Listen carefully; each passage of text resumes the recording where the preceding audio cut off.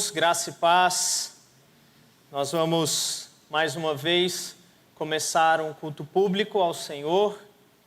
É sempre bom ressaltar que toda a nossa vida é um culto a Deus. 7 dias da semana, 24 horas por dia. Mas há um momento em que nós paramos todas as nossas atividades. Deixamos tudo de lado para fazer algo exclusivo para o Senhor. E esse momento é o culto público. Por isso, nós devemos nos alegrar com a oportunidade de cultuar ao Senhor e buscarmos a presença dEle no nosso meio. Vamos iniciar então com uma oração ao nosso Deus, mesmo assentados. Nós nos achegamos a Ti, Senhor, confiando em Jesus Cristo. Nele nós temos o perdão dos nossos pecados. No sangue da nova aliança, nós temos a purificação de nossa vida. Pois o Senhor é fiel e justo para cumprir aquilo que prometeu. E rogamos a Ti, ó Deus, que nessa noite o Senhor pastoreie a nossa vida e visite-nos com graça e misericórdia. E, ó Deus, preencha o nosso coração com Teu Espírito, nos enchendo do Teu Santo Espírito, nessa noite, para cultuarmos o Teu santo nome, ó Deus. Nós rogamos a Ti que aceite o nosso culto, ó Deus, e olhe para nós com graça. Senhor, abençoe a nossa igreja, abençoe cada irmão que veio até aqui, ó Deus. Tu conheces o coração de cada um. Tu sabes das necessidades de todos nós. Ó Pai, e atenda conforme a Tua vontade, ó Deus, as nossas necessidades nesta noite. Senhor, abençoando também aqueles irmãos que não puderam vir por motivo de saúde, por motivo, ó Deus, de dias avançados na idade, por outros motivos, ó Pai, pedimos que o Senhor visite cada família e proporcione a eles, ó Deus, a bênção de congregar no meio do Teu povo. Abençoe sim a nossa igreja, Deus. Oramos pedindo que o Senhor fortaleça os cansados, levante os abatidos, dê esperança àqueles que estão sofrendo, ó Deus. Essa é a nossa oração nessa noite, no nome de Jesus. Amém. Amém, amém. Irmãos, eu quero apresentar a vocês o mais novo casal de casados aqui da nossa igreja, o Gabriel e a Eduarda. Eu quero que eles se coloquem em pé, para que os irmãos vejam. Eles se casaram no sábado, sem ser esse, o outro, e os irmãos recebam esse casal com muita alegria. A Eduarda agora vai ser membro da nossa igreja. Que Deus abençoe a vida de vocês, gente. No final do culto, dei um abraço neles e abençoe a vida deles lá, tá bom? Obrigado, gente. Eu quero chamar também aqui a Alana. Ela tem um testemunho para dar à igreja de uma viagem missionária de curto prazo que ela fez no ano passado. Então, vamos ouvir com alegria. O pai está vindo junto também.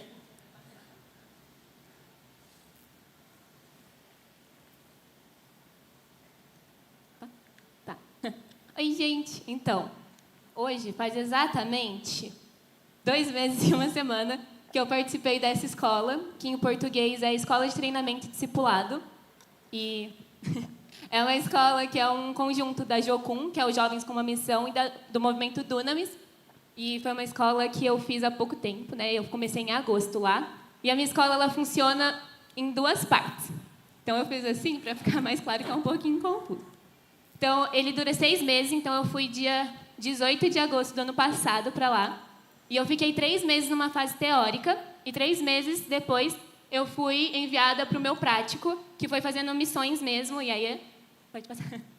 E aí eu fiquei lá. E essa escola, ela acontece na Dunamis Farm, que é a primeira fotinho, que era uma fazenda de chá antigamente, mas hoje acontece 3 escolas lá, que é a minha, o DTS, acontece o DBS, que é uma escola da Bíblia, e a escola de Hangar, que é uma escola de serviço. E a segunda fotinha que eu coloquei é a minha casa. Então, eu morei com mais 11 meninas. Então, no total, eram uns 12 na casa. E essa foi as meninas que eu fiquei esses 3 meses no teórico. Mas, na verdade, a minha turma tinha 102 pessoas. Então, era gente que não acabava mais. Mas eu fiquei mais próxima dessas 12, porque eu passava 24 horas com elas. Então, a fase teórica, que foi de 3 meses, ela era dividida nas aulas, no tempo de intercessão, no tempo de adoração e nos trabalhos que a gente fazia na fazenda. Então, eu tinha aula toda manhã, de segunda a sexta. Final de semana a gente tinha livre, menos eu que eu fazia os trabalhos na fazenda. E eu tinha professores que a minha escola era voltada para missões. Então, eu fui treinada para ser enviada para o campo missionário. E então, eu tinha professores de todas as nações. Então, eu tinha professores que vinham da Índia, que vinham do Egito, que vinham de vários lugares. Eu tive aulas com professores que sofreram perseguições religiosas, com gente que fazia missões no Nordeste. Era muito legal. E, de tarde, eu também tinha aula, mas não era aula todo mundo junto. Era cada um fazendo o seu track, que é tipo um workshop. Esses foram os temas que eu coloquei, mas foram muitos temas. Foram 3 meses com aula todos os dias. Então, esses foram os temas abordados. Só que de manhã tinha algumas variantes assim durante a semana.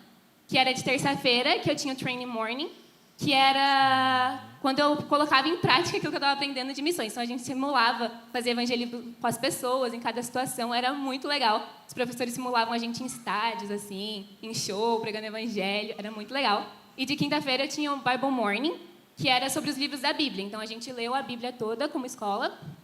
E aí, a gente tinha os estudos mais aprofundados. Não tinha todo dia um estudo sobre cada livro da Bíblia, porque tem a escola da Bíblia, que é o DBS, que é depois da minha. Como eu falei, de tarde a gente tinha os tracks, e tinham 4 tracks, mas o que eu escolhi, e eu entendi do Senhor que era para eu fazer, era um fashion track. E essa parte foi uma das minhas favoritas, porque desde pequena eu amo moda, eu amo mexer com essas coisas, então desde pequenininha era uma coisa que eu amava, mas eu não sabia como voltar isso para o reino, eu não sabia como voltar tudo que eu gostava de moda, de roupa, para a honra e glória do Senhor. E lá eu fui treinada para fazer isso, então a gente montava coleção de roupa, a gente fazia tudo isso junto, e uma das coisas que eu mais aprendi no Fashion Track foi que se o mundo da moda está no estado que ele está hoje, é porque não tem os filhos de Deus manifestando o reino dele lá. Então é nossa responsabilidade o que está acontecendo no mundo da moda. E isso mexeu muito comigo, foi uma das partes que mais mexeram. Porque a moda sempre foi algo muito importante para mim, mas eu olhava e ficava, gente, como é que eu vou entrar nesse mundo, sendo que ele está tão perturbado, está tão perdido, e eu entendi que está assim é porque não tem os filhos de Deus manifestando ele lá. E além disso, foi muito marcante o Fashion Track para mim, porque trabalhava muito de identidade, roupa mostra muito da nossa identidade. E lá o Espírito Santo trabalhou muito a minha identidade, o que eu visto reflete o que ele fala de quem eu sou, e isso marcou muito para mim na minha fase teórica. E ao longo das tardes, quando a gente não tinha esses tracks, esses workshops, a gente tinha fase no teórico, né, de turno de intercessão. Então, todas as quartas-feiras e sextas-feiras a gente tinha esses turnos e a gente ficava mais ou menos 3 horas às 4 horas só orando e clamando a Deus a intervenção do Espírito Santo na Terra. Então, a gente orava pelos lugares de prático que a gente ia, a gente orava por questões sociais, a gente orava pelas famílias, orava pela cidade que a gente estava morando também, né, que a Dunamis fica no interior de São Paulo. Então, a gente orava por isso. E, nesses momentos, o que eu mais aprendia é que a gente precisa interceder. A gente precisa ser resposta daquilo que Deus está fazendo na Terra. E, para isso, a gente precisa saber o que Ele está fazendo. E Ele compartilhava muito o coração dEle com a gente nesse momento.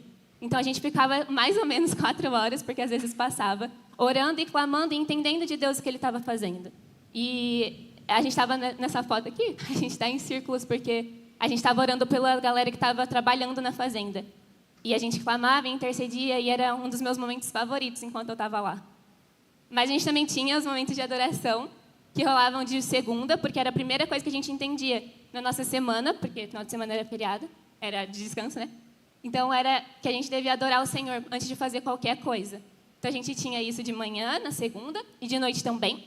E ao longo também do tempo de time, que depois eu vou explicar o que é o time para vocês. Mas aí a gente ficava adorando e louvando a Deus e engrandecendo quem Ele era. E, como eu falei, tinha o trabalho na fazenda, que é para cada aluno, assim, é personalizado. O meu, no caso, era um que mexeu muito comigo, foi muito desafiador, que era na cozinha. E eu ficava lá segunda e domingo, trabalhando a tarde toda. Mas Deus me ensinou muito, Ele falava muito comigo quando eu estava servindo. O quanto é importante a gente servir ao nosso próximo, o quanto é importante, o quanto isso faz parte do reino de Deus, servir os nossos irmãos. E eu aprendi muito nesse tempo.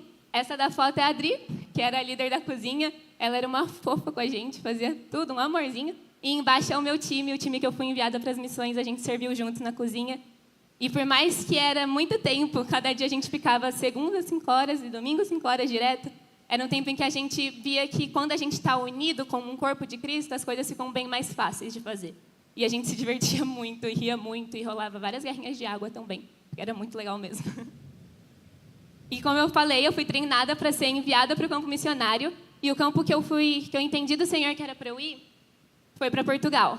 E eu sei que é um pouco complicado entender missões na Europa, mas lá é um lugar que realmente precisa muito do Evangelho. Eu não tinha noção o quanto eles estavam perdidos e o quanto eles são necessitados de ouvir e reconhecer Jesus novamente. Eles são muito feridos com a igreja, eles são muito magoados com a igreja. E estando lá, eu vi a necessidade de ter missões na Europa mesmo. Esse é o meu time. Então, a gente tem 2 líderes, que é o de laranja e a de azul lá no cantinho. Eles eram nossos líderes. E nós éramos em 6 meninas e 3 meninos. Então, nós somos em 11. E a gente passava 24 horas juntos. Então, a gente se tornou muito família mesmo, irmãos mesmo, de passar os processos juntos e orar juntos e viver todo esse tempo juntos. Então, o meu campo fora, né, como foi Portugal é muito pequeno, então a gente ficou em Lisboa e no Porto. A minha primeira parte do meu teórico foi de novembro até dezembro. Eu fiquei em Lisboa e essas foram as igrejas que a gente serviu lá. Então, a gente serviu na Zion, na Logos. Esse Prior Velho é uma comunidade que tem lá em Lisboa e eles são bem afastados. Eles ficam bem afastados da cidade, então eles são bem isolados assim, da sociedade. E a gente ia e fazia um esquema de discipulado com eles, então a gente ia nas casas e discipulava os moradores de lá. E era de visita nas casas a ficar com as crianças. Então eu fiquei nos 2. Eu trabalhei com as crianças de lá, que a gente não pode tirar foto, por isso que não tem foto deles, só de costas, porque a gente não pode mostrar o rosto das crianças, né, por conta podia dar algum problema, mas eles estão ali no cantinho. E a gente trabalhou com a Iris Lisboa, no Zambujal, que também é uma comunidade muito isolada e muito afastada da cidade de Lisboa. Até para ir para lá, a gente pegou uma estrada, tinha que ficar um tempo, porque eles realmente são bem isolados assim da comunidade de Lisboa. E a Embaixada Cristã, que foi um marco para minha turma, para o meu time, que é a próxima foto. Eu coloquei essa foto porque, quando a gente estava na fazenda, a gente orava muito por Portugal. Nosso time tinha tempo de intercessão e a gente orava bastante por lá. E a gente tinha entendido de Deus que uma das nossas principais funções em Portugal era reativar pessoas para o Evangelho. Era chamar e falar, olha, Deus te ama e Ele quer você de volta. Volta para a casa de Deus. E aí a gente entendia isso, mas a gente não entendia como isso funcionaria, como isso ia aparecer. Até que um dia, adolescentes, então são as 2 da foto e os 2 do cantinho ali, eles entraram em contato pelo Instagram do meu time, pedindo para conhecer a gente. Eles não conheciam a gente, não sabiam quem nós éramos, mas eles reconheceram que a gente estava fazendo de evangelismo lá. E eles falaram, a gente precisa conversar com vocês, a gente precisa entender o que vocês estão fazendo, porque a gente quer fazer o que vocês estão fazendo. E hoje, graças a Deus, depois desses encontros que a gente teve com eles, a gente passava horas com eles conversando, cada foto formou um grupo de evangelismo em Portugal. Então, a gente ainda tem contato com eles, e a gente acompanha eles, instrui eles como, né, fazer o evangelismo, mas eles continuam indo e pregando evangelhos nas ruas, nos metrôs, nos comboios que tem lá, e eles estão realmente espalhando o evangelho, e isso encheu o meu time de gratidão, e foi um marco muito grande para a gente, porque o que a gente foi fazer não parou em Portugal, não parou na gente em Portugal, mas continuou através daqueles que a gente teve contato.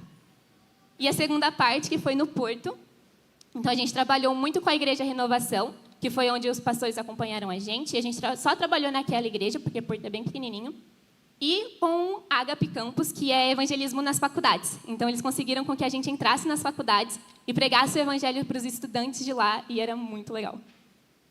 Aqui a gente servindo no Porto, na igreja de Natal, fazendo arrecadações, porque eles têm ministério com missões também. Então, as vendas de Natal foram todas voltadas para os missionários que eles sustentam. E aqui foi o evangelismo nas faculdades, que a gente não podia tirar foto, porque era dentro da universidade. E essas 2 fotinhos são com a Igreja da Renovação, com os adolescentes de lá e com os jovens, que a gente ficou muito próximo. Então, onde a gente ia, eles estavam com a gente, pedindo para participar e tudo mais. Era muito, muito legal. E a foto de cima foi quando a gente fez um evangelismo no cinema. Então, a gente pegou a sala de cinema, a maior sala de cinema que tinha em Portugal, e a gente fez um culto lá dentro, e foi muito especial para o meu time. Só que em Porto, quando a gente estava lá em dezembro, foi decretado lockdown em Portugal. Então, a gente não podia sair nas ruas mais para evangelizar e chegar na galera. Então, estava todo mundo dentro de casa. E a solução que o nosso time encontrou, conversando com a liderança do Unamis, foi fazer evangelismo por cartas. Então, a gente escrevia cartas e enviava no correio, assim. E fazer live pelo Instagram. E era muito legal, porque as lives alcançavam muita gente, não só de Portugal, mas de todo mundo. Teve galera do mundo inteiro vendo a live que a gente estava fazendo. E a gente estava pregando o evangelho, 5 dedos do evangelho. E foi muito especial para a gente, porque a gente viu que quando Deus quer fazer, não tem nada que impeça o que Ele quer fazer. Então, Ele deu recursos para a gente continuar o nosso evangelismo lá. E essa aqui é a foto de quando a gente se formou, da minha turma. Tá faltando uma, porque uma do meu time, a Carol, ela entendeu do Senhor que ela tinha que ficar lá em Portugal, então ela não voltou para o Brasil com a gente, mas ela está morando lá e ela que está acompanhando os adolescentes que a gente evangelizou de lá. Então, ela tem acompanhado o grupo. E o que eu queria mais falar com vocês foi porque eu pensei em vários testemunhos que eu podia contar. Muita coisa aconteceu em Portugal. Muita coisa que você olha e fala, caraca, Deus é muito bom. Mas muito provavelmente eu não vou ver mais essas pessoas, nem vocês podem conhecer as pessoas que a gente evangelizava nas ruas, no metrô. Mas vocês podem ver a minha vida. Então eu vou contar o que aconteceu na minha vida, o que Deus fez na minha vida durante esse tempo. E eu estava conversando com a minha mãe, e eu lembrei muito que quando eu era pequena, eu sempre tive muito claro onde eu queria chegar. Tipo, que casa eu queria ter, que carro eu queria comprar, onde eu queria trabalhar. E desde pequenininha eu tive isso muito certo. E eu fui com esse pensamento do DTS, tipo, Deus, eu vou fazer 6 meses lá, mas quando eu voltar, tem todo o meu plano aqui para o Senhor, tá? E você faz acontecer para mim, já que eu estou dedicando 6 meses para o Senhor, né? Dá uma ajudinha. E aí, no primeiro dia que eu cheguei na fazenda, eu recebi essa carta. E eu vou ler um pedacinho dela para vocês. Algo que sentimos para você nesse tempo é um tempo de caminho único para você.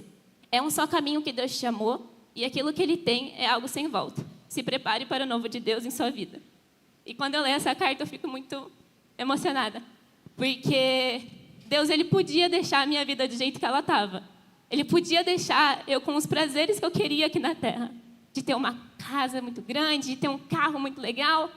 Mas os sonhos dele eram muito maiores para mim. E eu não tinha muita noção do quanto os sonhos dele eram grandes para mim. E no meu DTS, nesse tempo que eu fiquei fora, eu aprendi muito sobre confiança no Senhor. Eu não tinha os meus pais perto de mim, eu não tinha as minhas amigas perto de mim. Mas eu tinha um Deus que nunca me abandonou. E aos poucos ele foi me mostrando que, tudo bem, ele podia me abençoar com a vida que eu queria ter, com os meus sonhos, mas ele tinha algo muito, muito maior para mim e muito melhor. E ele me pediu na primeira semana que eu estava no DTS. Eu orei, eu ajoelhei e eu falei, Deus, todos os meus sonhos eu escolho deixar aos seus pés. Tudo aquilo que eu desejo eu entrego para o Senhor, porque eu sei que você é um bom pai, o Senhor vai fazer o melhor para mim. E ele realmente me mostrou que ele tem um plano muito melhor para a minha vida. Ele mostrou que eu posso sim ter alegrias terrenas, mas eu tenho uma alegria que vai passar da terra, que é estar com Ele, viver uma vida abundante com Ele. Ele prometeu isso para a gente. E eu estava muito reflexiva essa semana sobre o meu DTS. E eu entendi que eu sempre acreditei em Deus, sempre. Desde muito novinha, eu sempre entendi que Deus existia. Mas foi no meu DTS que eu aprendi a confiar no Senhor. Eu aprendi que a minha vida é dele e essa é a vida que importa, sabe? Eu rendida aos pés dele, fazendo o que ele me chamou para fazer. Pregar o evangelho onde quer que eu esteja. E tudo que eu fizer seja para a honra e glória dele. Eu nunca vou esquecer o tempo que eu passei em Portugal, eu nunca vou esquecer o tempo que eu passei no DTS, mas tudo isso passou. Eu não vou voltar mais para o meu DTS. Acabou, eu me formei, como está na foto, com o meu diplominha. Mas o que eu aprendi de confiar no Senhor, eu vou levar para o resto da minha vida. E é isso que eu espero que o meu testemunho do DTS toque na vida de vocês. Que não tem um outro caminho, a não ser o que Ele escolheu, que vai trazer uma alegria que não vai ser passageira, mas vai ser eterna, rendida a quem Ele é. E é isso, eu queria dizer também que eu agradeço muitas orações, eu agradeço muito quem me mandou mensagem durante esse tempo. Eu demorava para responder porque eu não tinha internet o tempo todo lá. Eu agradeço as ofertas que todo mundo levantou por mim. Portugal realmente escutou o Evangelho e continua escutando. Mas muito mais do que alcançar Portugal, a minha vida foi mudada. E eu agradeço muito à igreja por ter feito parte disso comigo. E eu queria dizer que eu orei muito por vocês. Eu sempre falava isso para os meus pais, eu sempre lembrava muito da igreja, do Team 10. E eu sempre orava muito para que o que eu aprendi no DTS, vocês pudessem viver também. De entender que Deus é um bom pai e Ele cuida de todos os nossos sonhos, planos. Mas quando a gente confia nele, Ele faz o infinitamente melhor do que a gente pode sonhar. E é isso, muito obrigada. Obrigada, Waldenberg, também, pastor, por ter me acompanhado, orado por mim. E é isso, sou muito grata a vocês. Fica aí, vamos orar por você, agradecer a Deus pela oportunidade de crescimento, né? E de poder testemunhar do Evangelho a tantas pessoas. Quero chamar aqui o Perotti, fazer essa oração agradecendo a Deus pela vida da Alana, pedir que o Senhor continue usando a vida dela e a vida de cada um de nós na proclamação do Evangelho. Vamos orar, irmãos? Senhor, nós te agradecemos pela vida da Alana, pela disposição dela em te servir, em aprender mais de ti e de dedicar, ó Pai, a sua vida na tua obra, Pai amado. Nós te pedimos, Senhor, que tu dês a ela sabedoria. Pedimos que tu dês a ela, ó Pai, discernimento para poder ouvir a tua voz e entender, ó Pai, a tua vontade para a vida dela. Nós te pedimos também, Senhor, que tu dês sabedoria aos pais dela, ao seu irmão e também a esta igreja, ó Pai, para que nós saibamos encaminhá-la, ó Pai, nos caminhos que tu tiveres para ela, ó Pai, que nós sejamos também abençoados com a tua sabedoria, ó Pai, e que o teu nome seja glorificado, ó Pai, pelos frutos da vida dela e também, ó Pai, pelo acompanhamento que esta igreja tiver. Muito obrigado, Senhor, em nome de Jesus. Amém. Amém, amém. Obrigado. Vamos abrir as nossas Bíblias na primeira carta de Paulo aos Coríntios, 1 aos Coríntios, capítulo 1.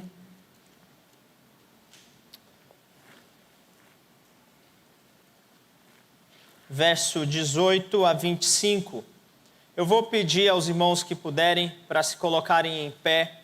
Nós vamos ler juntos esse texto. Eu vou ler os versos pares e convido então a congregação a ler os versos ímpares. 1 aos Coríntios 1, do verso 18 ao verso 25.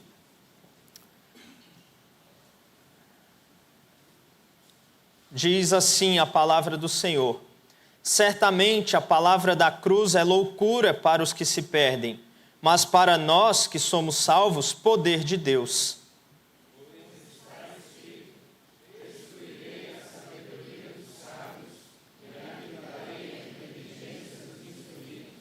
Onde está o sábio? Onde o escriba? Onde o inquiridor deste século? Porventura não tornou Deus louca a sabedoria do mundo?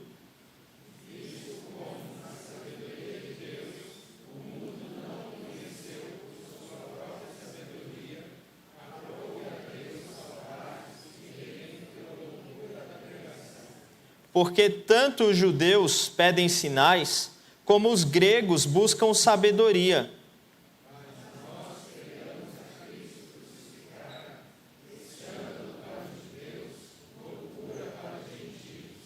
Mas para os que foram chamados, tanto judeus como gregos, pregamos a Cristo, poder de Deus e sabedoria de Deus.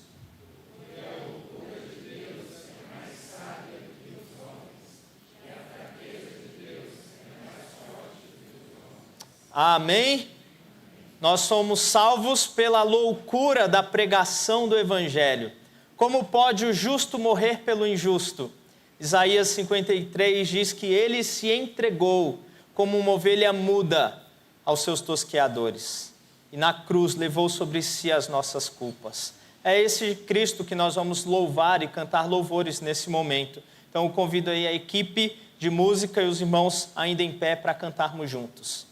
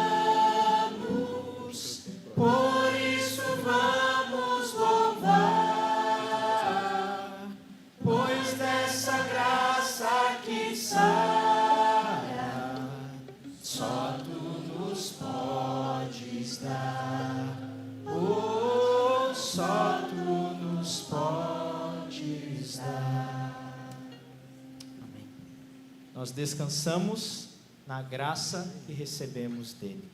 Vamos cantar isso? Que consolação. Descansando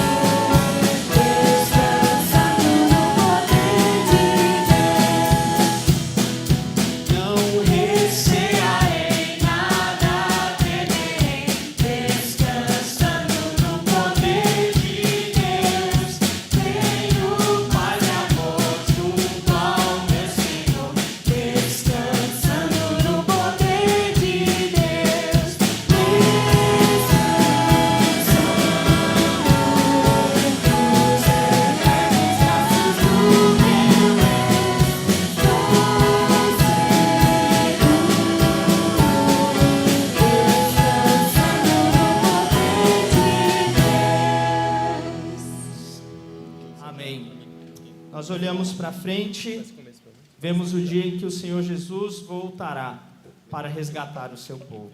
Nessa esperança nós cantamos e celebramos o autor da nossa fé. Vamos cantar ao Senhor.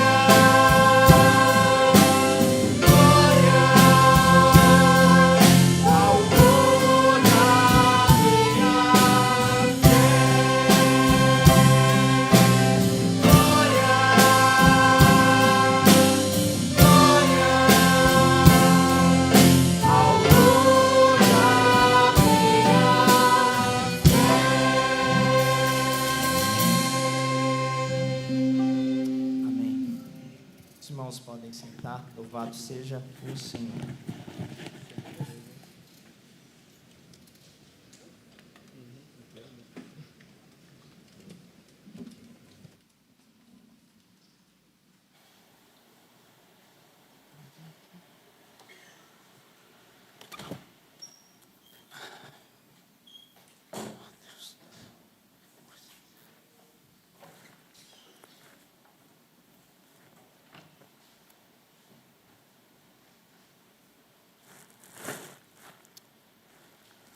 Muito bem, vamos meditar um pouco na palavra do Senhor.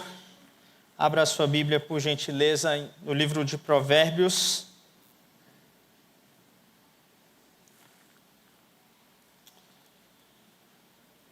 Capítulo 9.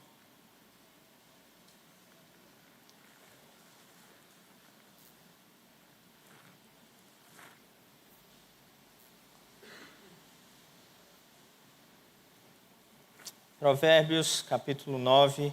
Eu vou ler, peço que os irmãos acompanhem. Diz assim: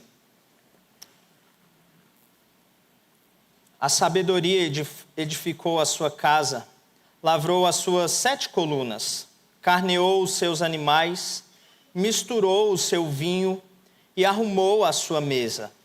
Já deu ordem às suas criadas e assim convida desde as alturas da cidade. Que quem é simples, volte-se para aqui.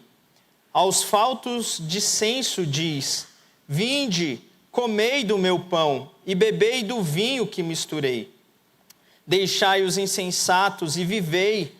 Andai pelo caminho do entendimento. O que repreende o escarnecedor traz afronta sobre si. E o que censura o perverso, a si mesmo se injuria. Não repreendas o escarnecedor para que não te aborreça. Repreende o sábio, e ele te amará. Dá instrução ao sábio, e ele se fará mais sábio ainda. Ensina ao justo, e ele crescerá em prudência. O temor do Senhor é o princípio da sabedoria, e o conhecimento do santo é prudência. Porque por mim se multiplicam os teus dias, e anos de tua vida se te acrescentarão. Se és sábio, para ti mesmo o és. Se és escarnecedor, tu só o suportarás. A loucura é mulher apaixonada, é ignorante e não sabe coisa alguma. Assenta-se à porta de sua casa, nas alturas da cidade. Toma uma cadeira para dizer aos que passam e seguem direto o seu caminho: quem é simples, volte-se para aqui. E os faltos de senso diz: as águas roubadas são doces, e o pão comido às ocultas é agradável. Eles, porém, não sabem que ali estão os mortos, que os seus convidados estão nas profundezas do inferno. Vamos orar mais uma vez? Obrigado a Deus por tua palavra.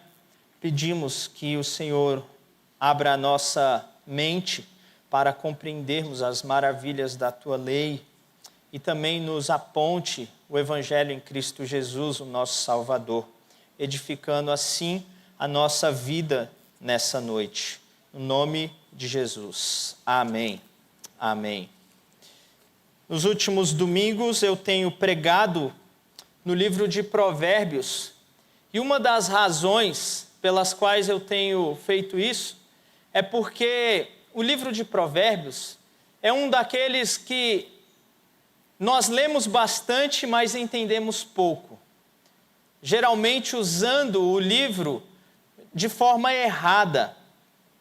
E um dos meus objetivos ao trabalhar um pouco do livro de Provérbios com os irmãos é auxiliá-los na forma de ler Provérbios. Porque se nós não nos cuidarmos, nós vamos ler o livro de Provérbios como alguém que não tem o Espírito de Deus. E sabe como essas pessoas leem o livro de Provérbios? Como um livro cheio de sabedoria para melhorar a vida. E eles dão conselhos bons a partir do livro de Provérbios. Mas não é assim que o cristão lê a Bíblia. Nós lemos as Escrituras através de um óculos. E esse óculos é o Evangelho. É a história da redenção que perpassa toda a Escritura. De modo que quando nós abrimos o texto bíblico, nós não estamos apenas buscando bons conselhos. Nós não estamos apenas buscando sabedoria humana, algo que um homem poderia reproduzir e informar a nós. Por exemplo, ditados como água mole em pedra dura, tanto bate, como é que é? Até que fura. Os irmãos sabem, é um ditado popular, é um ditado proverbial.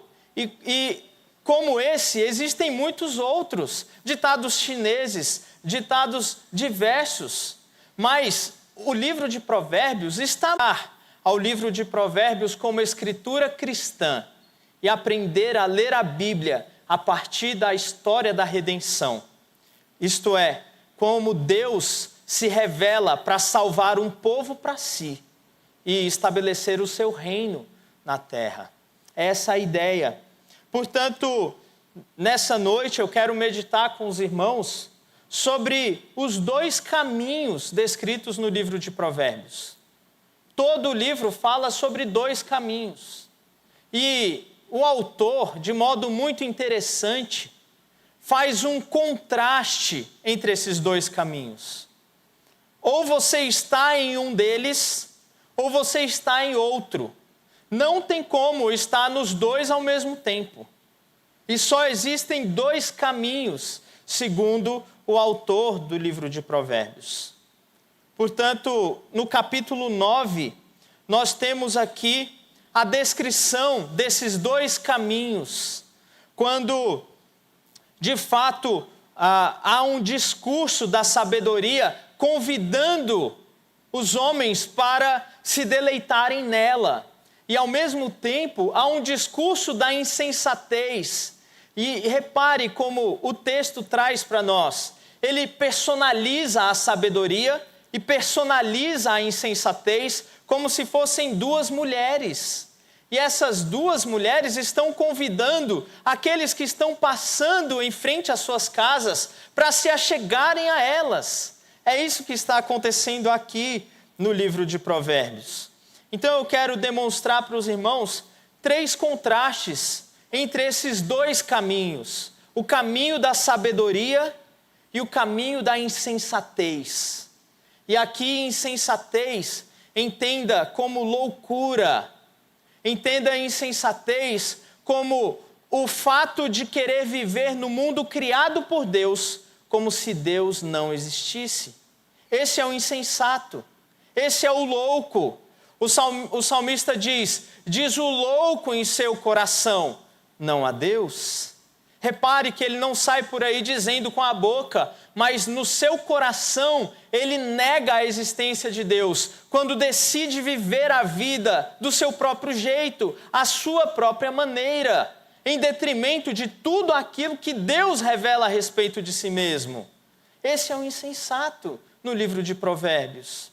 E aqui o autor apresenta 2 caminhos. O caminho do sábio, o caminho da sabedoria, daquele que está apegado à sabedoria, e o caminho do insensato, daquele que nega Deus, daquele que se rebela contra Deus.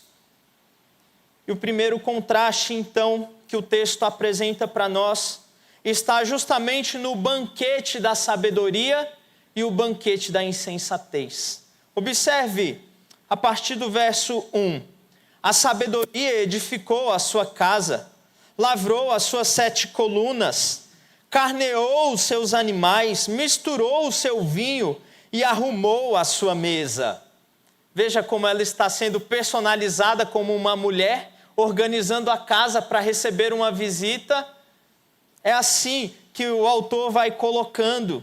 E a sabedoria, então, vai convidar as pessoas a procurarem a ela, a se deleitarem nesse banquete que ela está promovendo.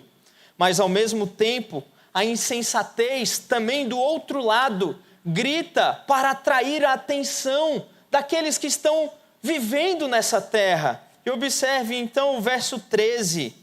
A loucura é mulher apaixonada, é ignorante e não sabe coisa alguma.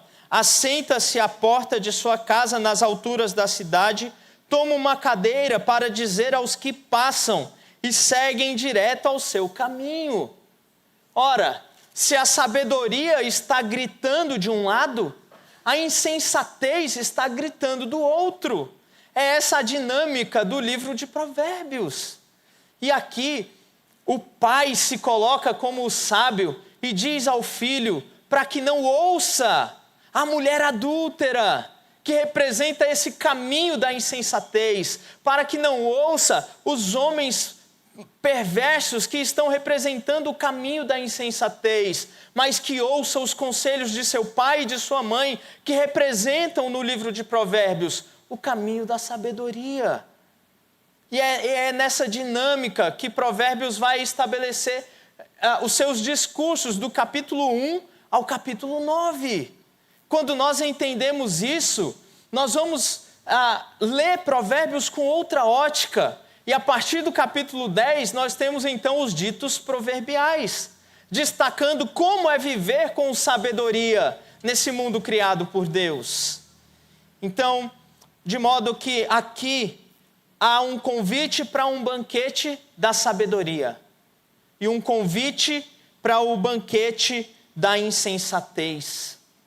Repare que o banquete da sabedoria é muito superior. Ela organiza a casa, ela fala para as suas criadas prepararem a carne, está tudo pronto, carne da melhor qualidade, a bebida já está à mesa, tudo está pronto para receber os viajantes, os peregrinos. Mas repare que a insensatez está sentada. Repare, ela está sentada à porta de sua casa e ela convida os viajantes para comerem o pão que foi roubado. Olha o que como o texto vai dizer para a gente, lá no verso 16, verso 17. As águas roubadas são doces, e o pão comido às ocultas é agradável. Reparem a diferença? A sabedoria prepara um banquete com a melhor carne, com a melhor bebida, com os criados em volta para servir os viajantes. Mas a insensatez convida para um banquete que ela não faz nada. Pelo contrário, o pão que você vai comer é roubado. Repare que o que nós estamos dizendo, então, é que o convite da sabedoria é muito superior à insensatez. Mas por que então nós ouvimos tanto a insensatez? Por que nós somos tão insensatos ao tomar decisões sem considerar o Criador? Se o banquete da sabedoria é muito melhor, se você pudesse escolher o restaurante que você fosse comer, e você soubesse que um restaurante tem as carnes bem preparadas, e o outro a carne é roubada, é adulterada, você ia comer naquele lugar? Você levaria a tua família para lá? É por isso que, quando nós ouvimos o conselho, o chamado da insensatez, nós nos tornamos loucos, insensatos, porque não faz sentido buscar vida onde não existe vida. Não faz sentido encontrar prazer em nada mais que não seja a sabedoria que vem do alto, a sabedoria que vem de Deus. Não faz sentido buscar sabedoria nos homens, desprezando a sabedoria de Deus. Não faz sentido. É loucura pensar que o homem pode entender a si mesmo, quando na verdade o homem é criatura de Deus, e Deus, o Criador, é quem conhece o homem, é quem formou o homem, é quem tem o direito de dizer onde o homem deve pisar e dar a direção para a vida do homem. Mas quando nós não ouvimos o conselho da sabedoria, nós então nos tornamos insensatos. É interessante que esse convite da sabedoria e o convite da insensatez poderia ser demonstrado, ou, na verdade, ilustra o convite do próprio Deus nos chamando para uma vida de santidade diante dele, e do pecado nos chamando para uma vida de rebeldia contra Deus. É isso que significa esses convites da insensatez. É como se o pecado estivesse nos chamando, e quanto mais nós nos achegamos à insensatez, mais distantes da sabedoria de Deus, mais distante de Deus nós ficamos. O pecado nada mais é do que algo que distorce as coisas boas que Deus criou. O pecado rouba a glória que é de Deus e atribui a outro, muitas vezes a nós mesmos. O pecado promove idolatria no nosso coração. Por isso, queridos irmãos, observe as vozes. Há muitas vozes pelo mundo, dizendo como nós devemos viver o casamento, dizendo como nós devemos criar os nossos filhos. E sabe como é que essas vozes vêm? Elas vêm vestidas de pensamento científico muitas vezes. Elas vêm vestidas de sabedoria humana, com sutilezas, para nos desviar da sabedoria de Deus, para nos tirar do alvo da sabedoria de Deus, e por vezes, por causa da nossa ignorância, nós somos arrastados para o caminho da insensatez, quando nós temos um banquete de sabedoria de Deus descrito nas Escrituras para nós. Embora nem tudo aquilo que é científico é contrário à palavra de Deus, muitas vezes aquilo que se diz ser científico, na verdade, é um tipo de cosmovisão, uma forma de entender o mundo que ignora o Criador. É uma forma de entender o mundo pela insensatez.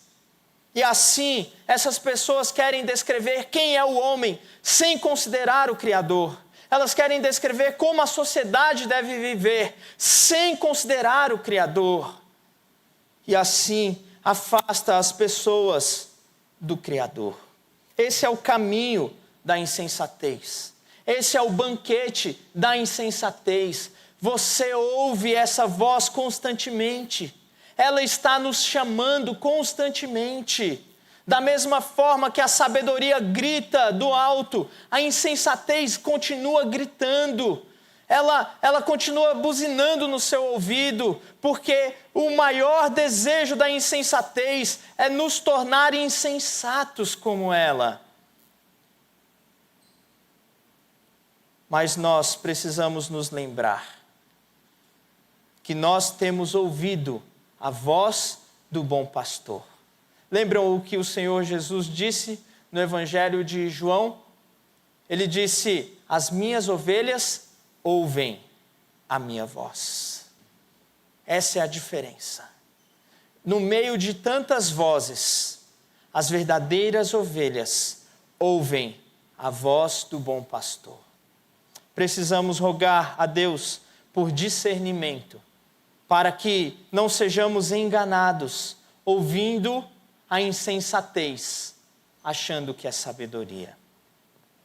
Segundo contraste que eu gostaria de fazer a partir do texto é em relação ao convite para a adoração da sabedoria versus o convite para a idolatria da insensatez.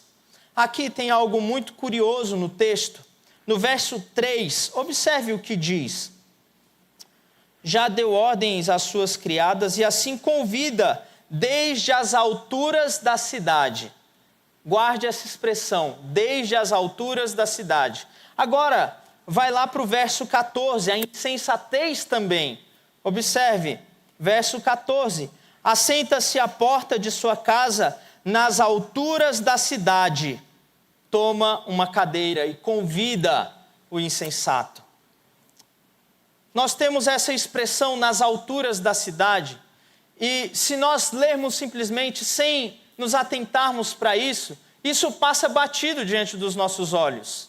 Mas precisamos nos lembrar que a forma de culto nos tempos antigos em que a Bíblia foi escrita era a adoração nos altos das cidades. Por exemplo, Jerusalém foi estabelecida e no Monte Sião foi estabelecido o templo do Senhor, no alto da cidade. Porém, uma das grandes lutas do povo de Deus foi querer adorar a Deus em outros lugares, e isso era proibido na antiga aliança. Então, cada vez que o povo construía altares nos altos da cidade, cometia idolatria. E esse foi um dos motivos de Deus ter mandado o povo para o exílio, porque em vez de adorar a Deus como ele ordenou que adorasse, o povo adorava a Deus da forma como achava mais certo. Por que não adorar no alto da cidade? Não precisa ser no Monte Sião, não precisa ser em Jerusalém. Eu posso adorar do meu jeito, da forma como eu quero. E aqui é exatamente esse o convite da insensatez. Do alto da cidade, chamando os viajantes para a idolatria. É isso que a insensatez faz.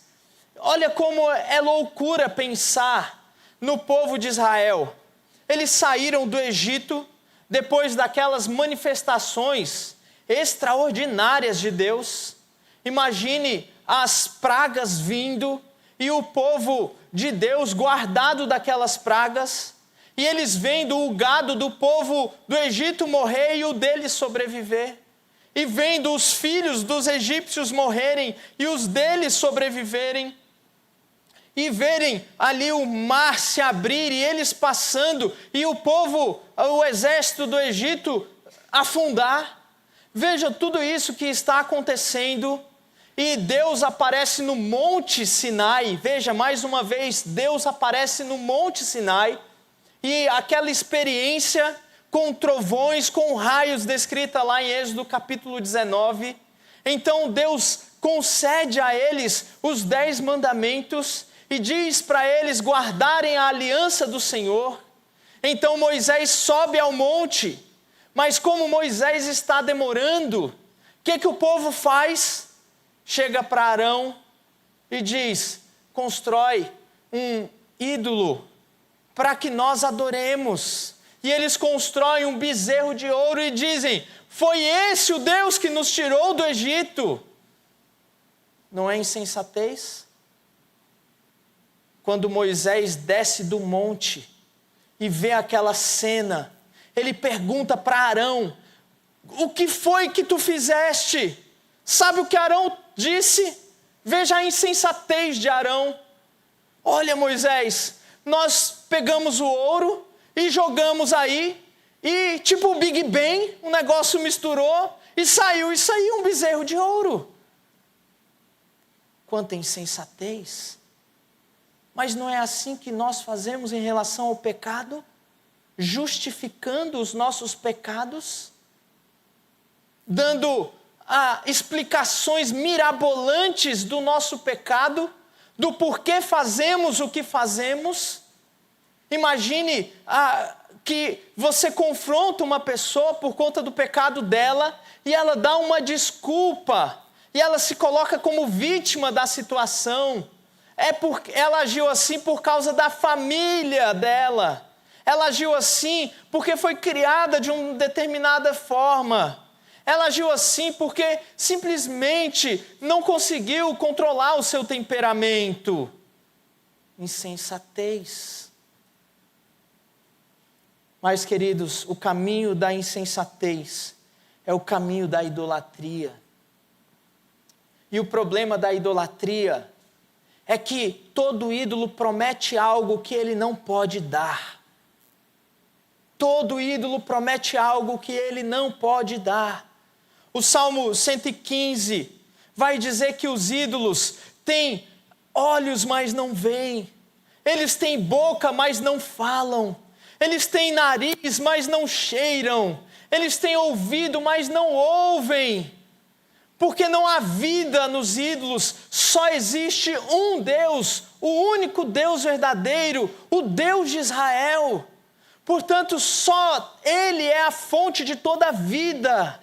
Qualquer outro meio que nós busquemos satisfação para viver, confiança para viver, qualquer outro meio que nós busquemos, a não ser Deus, não vai nos dar aquilo que nós precisamos, que é da comunhão com Deus, que é da presença dEle conosco, porque é para isso que nós fomos criados. O nosso casamento não vai suprir isso, o nosso trabalho não vai suprir isso, a nossa saúde não vai suprir isso. Nada pode suprir a presença de Deus em nossas vidas, mas a insensatez faz com que nós busquemos outras coisas para suprir aquilo que nós precisamos e somente Deus pode dar. Nós fomos criados para adorar a Deus, para espelhar a imagem dEle, sermos os seus representantes na terra e espalharmos a glória dEle pelo mundo. Essa é a nossa razão de ser. Foi isso que o Senhor Jesus disse lá em Gênesis, capítulo 1, verso 27. Criou Deus, pois, o homem à sua imagem.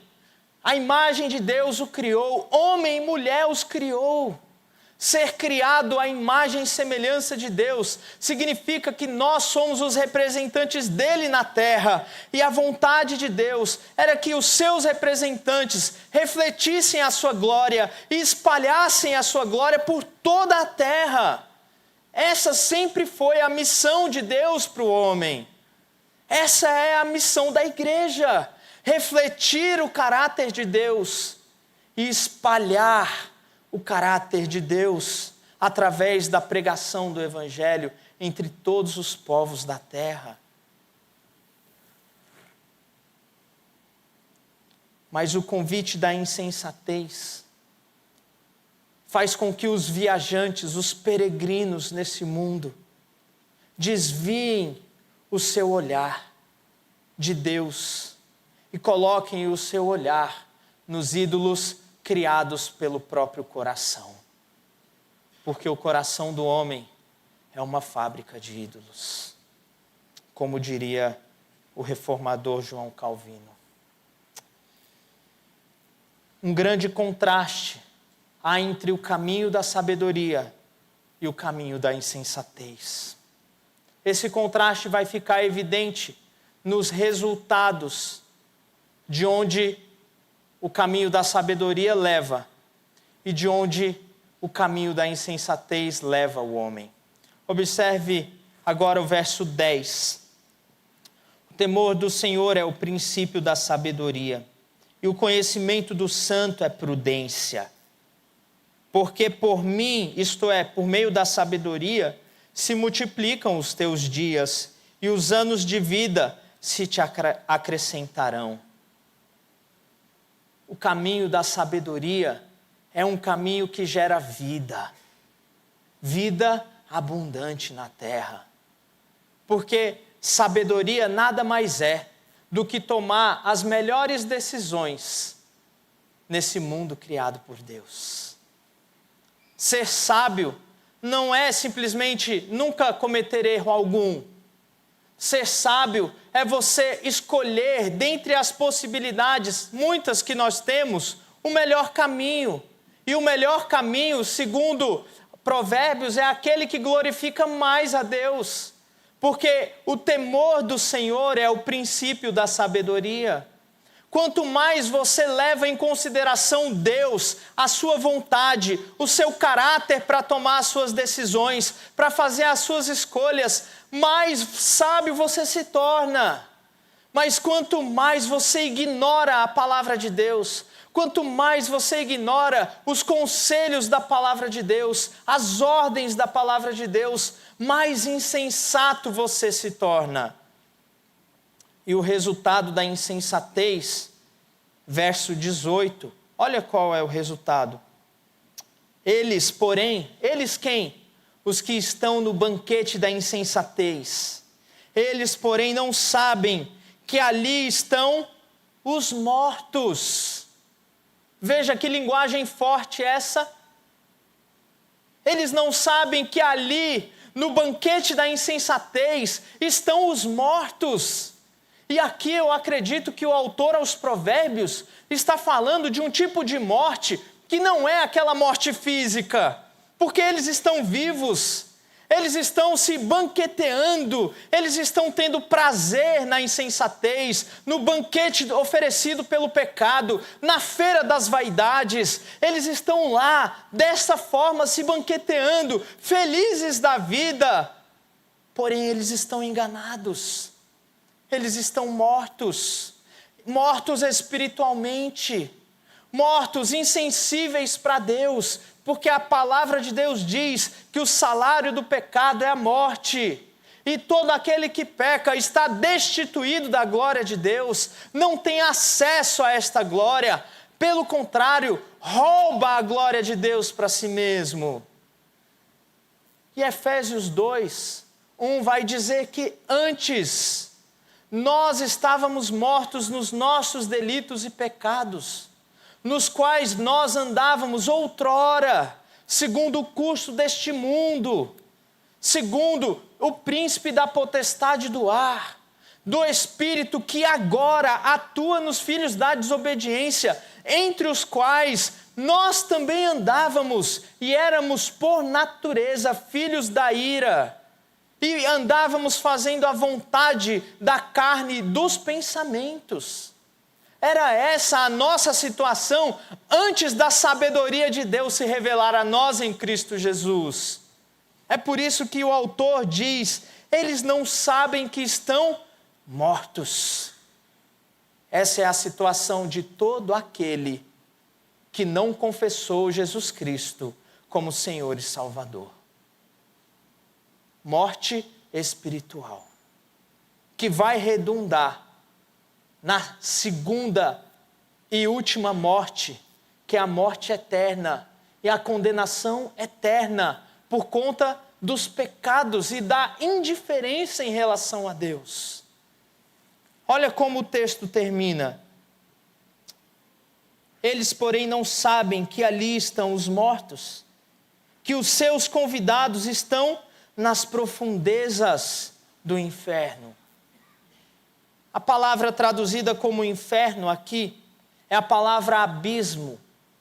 É assim que no Antigo Testamento o povo de Deus entendia o destino dos ímpios. O destino dos ímpios era o abismo, de onde não se pode sair, de onde não há esperança. Quando nós observamos o Novo Testamento, a ideia de inferno é muito clara para nós.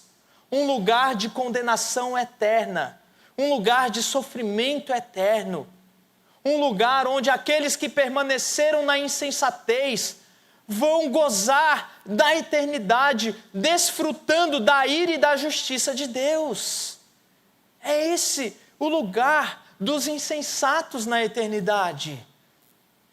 Por isso é tão importante que nós ouçamos o apelo da sabedoria, para que não sejamos insensatos. E talvez você que está aqui esteja vivendo por esse caminho da insensatez, buscando realizar nesta vida os teus prazeres, buscando realizar ter segurança em outra coisa que não Deus, buscando satisfazer a si mesmo nessa vida, apenas pensando no teu benefício, no teu bem-estar, ignorando o Criador.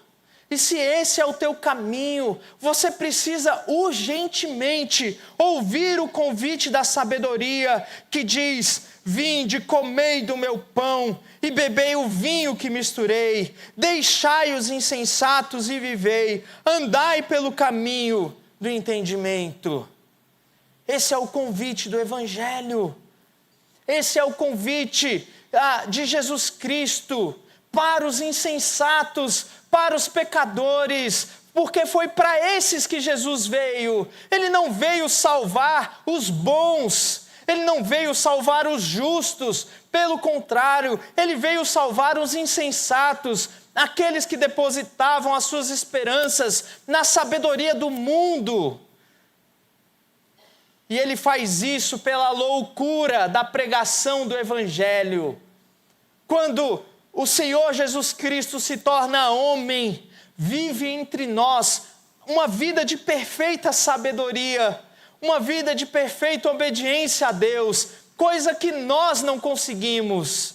Ele jamais foi atraído pela insensatez, ele jamais foi levado à idolatria, da sua boca não saiu nenhuma mentira, do seu coração nenhuma impureza, mas esse Senhor Jesus, o perfeito varão, morreu numa cruz, no lugar dos insensatos, como eu e você, que em vez de dar ouvidos à voz de Deus, dão ouvidos à insensatez do próprio coração e vivem em rebeldia contra o Criador. Mas o Senhor Jesus morreu no lugar destes insensatos, que não mereciam outra coisa, senão a condenação eterna.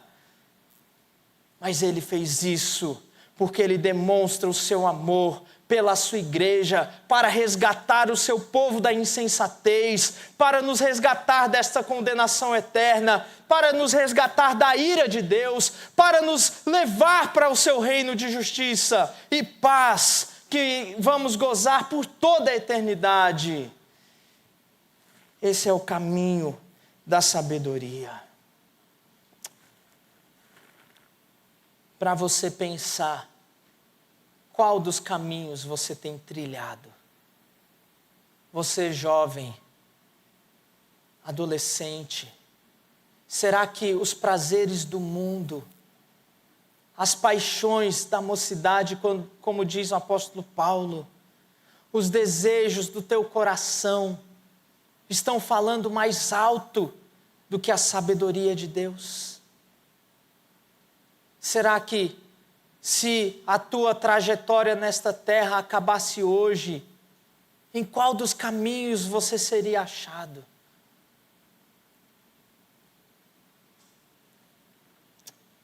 Se você não tem vivido no caminho da sabedoria, se você reconhece a tua insensatez, só existe uma saída para você. Vá ao Senhor Jesus. Converta o teu coração a Cristo. Reconheça que Ele é Senhor da tua vida. Abandone o pecado e venha desfrutar da sabedoria de Deus em Cristo Jesus. Ele é a sabedoria de Deus para você que é insensato. Ele é a sabedoria de Deus para mim. Ele é a sabedoria de Deus para nós. Diante de tantas vozes nesse mundo, que convite você tem ouvido? O convite da sabedoria ou o convite da insensatez? Vamos orar? Senhor, obrigado por Tua palavra. Como é precioso saber que em Cristo Jesus a Tua sabedoria se revelou a nós. Nós que estávamos cegos, fomos restaurados. O Senhor curou a nossa visão para que enxergássemos a beleza de Cristo. Mudou o nosso coração. E agora nos convida para um banquete de sabedoria, ó Deus. Um banquete para uma vida abundante, que glorifica a Cristo, que espalha o Evangelho pelo mundo. Ó Senhor, não permita jamais que perdamos o foco, que deixemos de ouvir a Tua voz, mas fala à nossa alma, fala aos nossos corações, ó Deus. Não nos deixe viver num caminho de insensatez.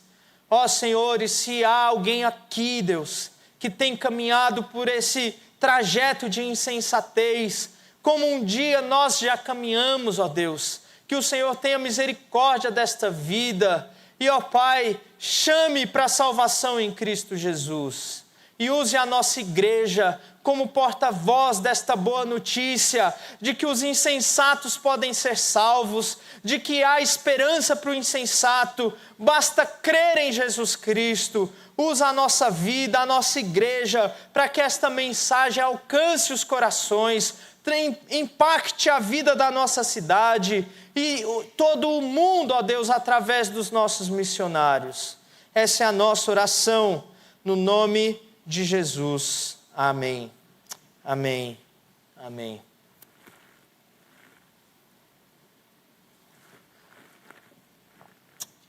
Muito bem, nós estamos chegando então ao final do nosso culto público.